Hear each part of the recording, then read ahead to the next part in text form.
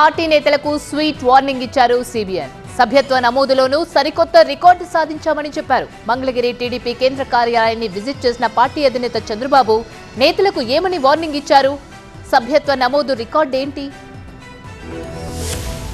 తెలుగుదేశం పార్టీలో పనితీరు ఆధారంగానే గుర్తింపు ఉంటుందన్నారు పార్టీ అధినేత ఏపీ సీఎం చంద్రబాబు. పదవుల కోసం ఊరికే పార్టీలో ఉన్నామంటే కుదరదని తేల్చి చెప్పారు. ప్రజాప్రతినిధులుగా గెలిస్తే సరిపోదు, కష్టపడితేనే ప్రజల్లో ఉంటామన్నారు. ప్రజలు పార్టీకి సేవ చేయకుండా పదవులు ఇవ్వాలి అనడం కరెక్ట్ కాదన్నారు చంద్రబాబు.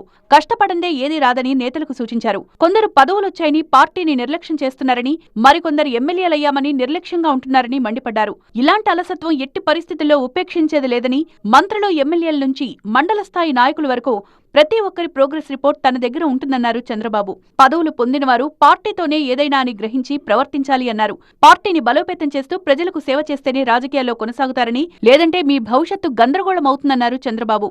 మంగళగిరిలో టీడీపీ కేంద్ర కార్యాలయానికి వెళ్లిన చంద్రబాబు ప్రజల నుంచి అర్జీలు స్వీకరించారు. 3 గంటల పాటు ప్రజల సమస్యలు విని కొన్నింటిని అక్కడికక్కడే పరిష్కరించారు. 73 లక్షల సభ్యత్వ నమోదుతో టీడీపీ సరికొత్త రికార్డు సృష్టించిందని ఏపీ సీఎం చంద్రబాబు అన్నారు. సభ్యత్వ నమోదుపై సమీక్ష నిర్వహించి పార్టీ నాయకులకు అభినందనలు తెలిపారు.